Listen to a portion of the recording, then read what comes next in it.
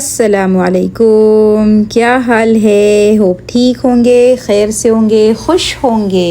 अल्हम्दुलिल्लाह हम भी बिल्कुल ठीक है। ये हम आए हुए थे भाई के घर पर, क्योंकि भाई माशाल्लाह से जाने वाले थे इंडिया में किस सिलसिले में आए हुए। उनकी जो उन्होंने किताब लॉन्च की हुई है रमज़ान लाइफ चेंजर, जिसका लिंक इंशाल्लाह मैं डिस्क्रिप्शन में दूंगी। अगर आपने नहीं ख़रीदा है तो आज ज़रूर ख़रीद लीजिएगा।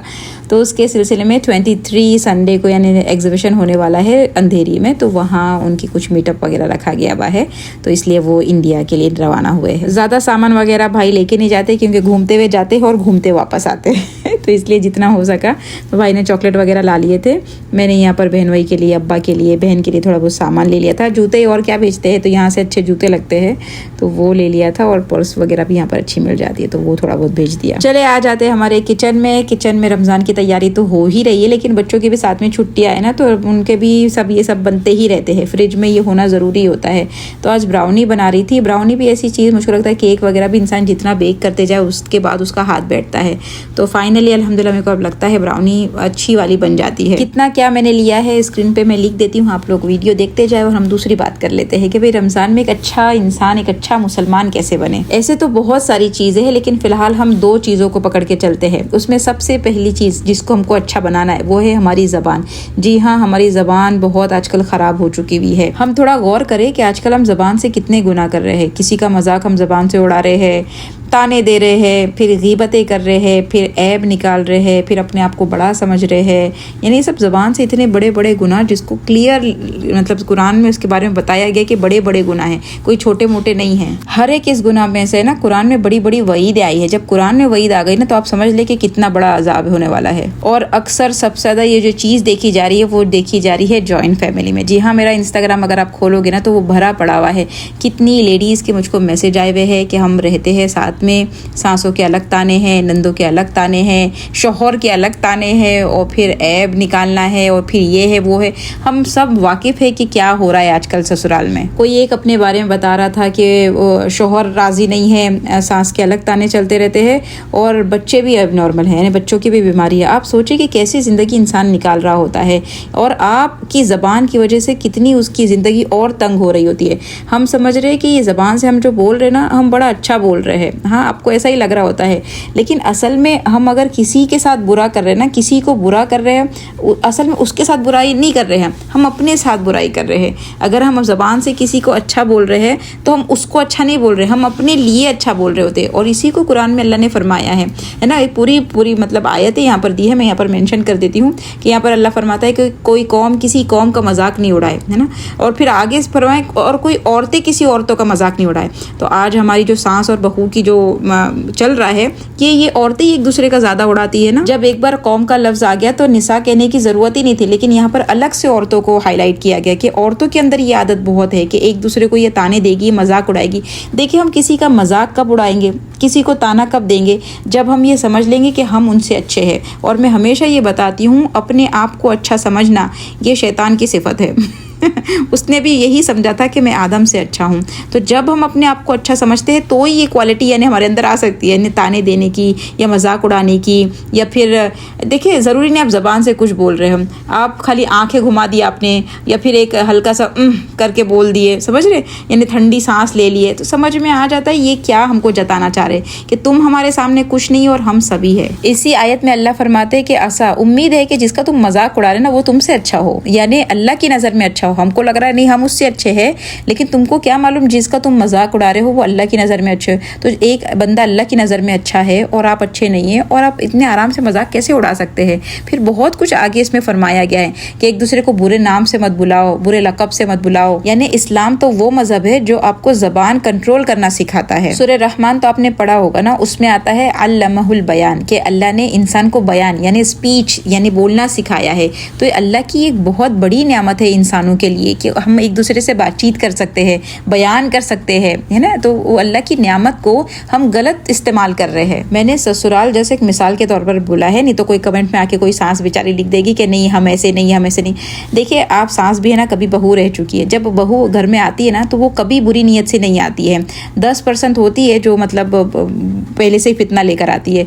लेकिन 90 आप भी कभी बहू रहेंगे ना तो आपको भी पता है कि आप भी जब आए थे ना घर में तो आप यही लेकर आए थे कि भाई अच्छे से रहना है और अच्छे से सब काम करना है। लेकिन ये ताने देना, ये ऐब निकालना, ये दूसरों को नीचे दिखाना, ये ज़बान से की वजह से आप भी बिगड़े होंगे। यानी इंसान काम करने से नहीं थकता है, रवैयों से थक जाता है, बातचीत से, ताने तिश्नों से थक जाता है। हम अपनी ज़बान से किसी की ज़िंदगी को तंग करके ये समझते हैं कि हमारी कब्र हमारे लिए कुशादा हो जाएगी। अल्लाह से दुआ मांगते, अल्लाह हमारी कब्र को हमारे लिए तंग नहीं कर देना। कैसे अल्लाह तंग नहीं करेगा? आपने एक इंसान के, जीते जागते इंसान की, जिसकी के इज़्ज़त हुर्मत वाली थी, है ना। हमारे नबी ने, हदीस है ना, हदीस का मफहूम है कि जैसे काबा कैसे इज़्ज़त एहतराम के लायक है, वैसे मुसलमानों की जान, माल, इज़्ज़त भी वैसे ही एहतराम के लायक थी। लेकिन आज कैसी कैसी हमने इज्जतें उतारी है अपनी ज़बान के ज़रिए। बताइए कैसे हमारी कब्र हम पर तंग नहीं होगी। कोई भी रिश्ते में, फिर चाहे सास बहू का हो, मियाँ बीबी का हो, भाई बहन का हो, माँ बाप का हो, अगर आपकी ज़बान अच्छी नहीं है ना, आप उस बंदे से उम्मीद नहीं रखना कि ये हमको आगे से अच्छा करके देगा। हो ही नहीं सकता है। अगर आप ज़बान के अच्छे नहीं हो, भले आप दिल के कितने अच्छे हो। दूसरा टॉपिक हमारा ये है कि हम अपनी ज़बान को अच्छा बनाते नहीं हैं और ये बोलते हैं कि दिल अच्छा है हमारा। कैसे मुमकिन है भाई? जब दिल में जो होता है वही ज़बान पर होता है। ये हमारे यहाँ एक डायलॉग को फेमस कर दिया गया है कि नहीं, हमारी तो खाली ज़बान ख़राब है, हम जो है बोल देते हैं, दिल तो हमारा साफ़ है। हो ही नहीं सकता है। जो टांकी ख़राब होती है ना तो फिर नल में से पानी भी ख़राब ही आ रहा होता है। टांकी बोलेंगे साफ़ है और पानी ख़राब आ रहा है। कैसे होता है? ये सब फजूल डायलॉग इसमें आना नहीं चाहिए। अब जो ऐसे डायलॉग बोलते होंगे ना बेचारे, वो हो जाएंगे कि नहीं ऐसा कुछ नहीं है, ये तो ऐसे ही बता रही है। नहीं, मैं अपनी तरफ से नहीं बता रही हूँ। इसी आयत के आगे अल्लाह फरमा रहा है कि ईमान के बाद ये तो इतनी ख़राब बात है। यानी अगर दिल में तुम्हारे ईमान है तो तुम्हारी ज़बान तो ऐसी ख़राब हो नहीं सकती है। तो क्यों इतनी ख़राब है तुम्हारी ज़बान? दिल में जब आपके ईमान है, आप अल्लाह को एक मानते हैं, नबी को रसूल मान रहे हैं, तो फिर कैसे मुमकिन है कि आपकी ज़बान ऐसी काम कर सकती है? आप किसी का मजाक उड़ा सकते हैं, आप किसी का नाम रख सकते हैं, आप किसी को ताने दे सकते हैं, किसी को अपने से अच्छा समझ सकते हैं। क्योंकि ईमान तो ये सब चीज़ों के ऑपोजिट में आता है ना, कि ये सब चीज़ें तो मुसलमान के अंदर, ईमान वाले के अंदर होती रही हैं। और दिल ईमान की जगह है। तो जब दिल में ईमान है तो मतलब ज़बान पे ऐसी चीज़ें आ नहीं सकती। अगर ज़बान पे ऐसी चीज़ें आ रही है मतलब अभी दिल पे काम करने की ज़रूरत है।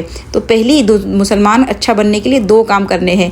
एक अपनी ज़बान को अच्छा बनाना है, दूसरे अपने दिल में से ये सारी चीज़ें निकालना है, अपने आप को अच्छा समझना निकलना है, अपने यानी दूसरों के ताने देना बंद करना है, दूसरों के लिए यानी नीच जो होता है ना कि हम इसको नीचा समझ रहे, हम इसको हकीर समझ रहे, वो दिल में से निकलेगा तो ज़बान से हटेगा। ज़बान पर है मतलब दिल में है, और अगर दिल में है मतलब ईमान में कमी है। फिर अल्लाह आगे इसी आयत में फरमा रहे हैं कि अगर ऐसे लोगों ने तौबा नहीं की, यानी ये ज़बान से इतने बड़े बड़े दिल दुखा रहे हैं, इतने लोगों को ताने तिश्ने दे के बैठे ना, अगर इन्होंने तौबा नहीं की तो ये तो जालिम लोग हैं। आप बताएं, जिसको अल्लाह जालिम बोलते हैं उसके लिए जन्नत कैसे फिक्स हो सकती है? बताए ना। आए हम सब इरादा करते हैं, नियत करते हैं, तौबा करते हैं कि अल्लाह ज़बान से हमने जितनी तकालीफ लोगों को पहुंचाई है हम उसकी माफ़ी चाहते हैं। अच्छा, जिनको पहुंचाई ना, जिनके दिल दुखाए, उनसे भी माफ़ी मांग ले, क्योंकि वो जो ज़बान से तकलीफ पहुंचती है ना, इंसान वो भूल सकता ही नहीं है। सबको अभी भी जो सांस बन के बैठे हुए होंगे ना, तो उनको अपना डायलॉग, यानी बहू जब वो रह चुके होंगे, उनको उनकी सास ने जो डायलॉग अभी तक बोली थी, ऐसा डायलॉग जो जिससे दिल छलनी हो जा रहा था, अभी तक याद हो जाएगा। हालांकि 40, 50, 60 साल बहुत होता है किसी चीज़ को भूलने के लिए, लेकिन वो जुमला उनको भी याद होगा। तो आप सोचिए कि कितनी गहरी तकलीफ पहुंच रही होती है। तो ज़रूरी है कि माफ़ी तलाफ़ी कर लिया जाए। अगर ऐसे ही चले जाएंगे ना ज़बान ख़राबी के साथ में, तो अल्लाह को ये नहीं बोल पाएंगे कि अल्लाह हमारा दिल तो साफ़ था, सिर्फ ज़बान ख़राब थी। नहीं, अल्लाह बोलेंगे हमने बता दिया भाई, अगर ज़बान ख़राब है मतलब दिल भी ख़राब है। और ये दोनों चीज़ों को संवारने के लिए, अच्छा बनाने के लिए ज़्यादा मेहनत करने की ज़रूरत नहीं पड़ेगी। बहुत ईजीली इंसान अगर अपनी ज़बान पे कंट्रोल करना चाहे, अपने दिल पर कंट्रोल वो कर सकता है, अगर वो करना चाहे। लेकिन है ना, हमको करना नहीं है। देखिए, हज जो होता है ना, वो 10 लाख का होता है, लेकिन हम में से हर एक की कोशिश है, नीयत है, इरादा है मजबूत कि अल्लाह हमको हज तो करना ही करना है ना। हालांकि 10 लाख कमाने के लिए बड़ी मेहनत की ज़रूरत पड़ेगी, बड़ी कोशिशों की ज़रूरत पड़ेगी, तब जाके हमको हज नसीब हो सकता है। लेकिन फिर भी हम उसके लिए कोशिश कर रहे होते हैं, जान लगाता है इंसान, माल लगाता है कि किसी तरह मुझको हज नसीब हो जाए। लेकिन अच्छा मुसलमान बनने के लिए, यानी अपनी ज़बान और दिल पे कंट्रोल करने के लिए तो एक पैसा भी नहीं लगता है, एक ढेला भी नहीं लगता है। लेकिन हमने बनना क्या है? हम हाजी बनेंगे। हम अच्छे मुसलमान बने नहीं बने, हम क्या बनेंगे भाई? हाजी बनने वाले हैं। इंशाल्लाह हम नियत करते हैं कि अल्लाह इस रमज़ान में हमारे दिलों को फेर दे, हमारे दिलों को नरम कर दे, ताकि हमारी ज़बान भी नरम वाली बन जाए। अच्छा, मैं बना रही थी हाफ मून पाई, स्क्रीन पे मैंने चला दिया। मैं जल्दी ओरली उसको बता देती हूँ। बस मैंने मस्का डाला था, उसके अंदर मैंने ज़ीरा ऐड कर दिया था, और 2 ब्रेस्ट पीस का मैं हिसाब किताब दे रही हूँ। मैंने थोड़ा ज़्यादा बनाया है, लेकिन मैं 2 ब्रेस्ट पीस आपने लेना है, तो वो छोटे छोटे क्यूब्स बना के वो डाल दिए थे। बस उसमें फिर वही डालना है, हरी मिर्ची डाले, अदरक लहसुन डाल दे, और फिर जो आपको तीखे के लिए चाहिए, कोई सॉसेज चाहिए वो डाल दे। वो हो गया। शिमला मिर्ची डाला था मैंने, भुट्टा डाला था, वो अच्छे से भून गया। फिर क्या है, उसको थिक करने के लिए ना मैंने 1 कप दूध से थोड़ा सा ज़्यादा ने 1 और 1/4 कप दूध और उसमें 2 टेबलस्पून कॉर्नफ्लावर वो घोल के वो उस बैटर में डाल दिया। उससे क्या हो जाएगा, ये पूरा बैटर जो हमारा है ना फिलिंग, ये अच्छी क्रीमी सी बन गई है माशाल्लाह। फिर वो जब थोड़ा सा ठंडा होने लगा तो उसमें मैंने चीज़ डाल दिया था, मोज़रेला, और कोतमीर कटी हुई डाल दिया था। बस वो बन के हमारा फिलिंग तैयार हो गई। अब ये मैं बना रही हूँ उसके लिए, यानी मून पाई की जो क्या बोलते हैं रोटियाँ वो बना रही हूँ। तो आटा गूंदने का हिसाब कुछ ऐसा है कि 2 कप मैंने मैदा लिया है और उसमें नमक ऐड कर दिया, ठीक है। और यहाँ पर मैं पानी को बॉईल करने रखा है, तो 2 कप पर 1 कप पानी जाता है। अब फिर आपका मैदा कैसा है वो आप अपना हिसाब किताब देख लें। तो 2 कप मैदा है, 1 कप पानी बॉईल करने रखी हूँ और उसमें 2 टेबलस्पून मैंने बटर ऐड कर दिए थे। पानी जब अच्छा ककड़ गया, क्या कहते हैं, खौल गया अच्छे से, मैंने मस्का उसका पिघल गया, तो फिर उस पानी के साथ में मैंने इस आटे को गूंद लिया है। अच्छा सा एक आटा बन गया है।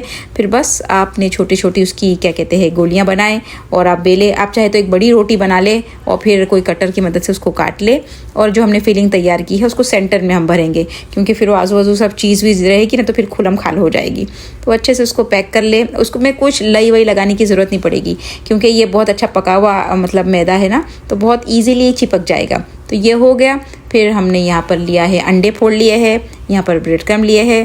पहले हम अंडे में डिप करेंगे और ब्रेड क्रम में डिप करेंगे, और मज़ेदार सी हमारी तैयार हो चुकी है हाफ मून पाई। इंशाल्लाह रमज़ान में तल के बताएंगे कि कैसी बनी। ज़रूर ट्राई करिएगा, बहुत अच्छी लगती है।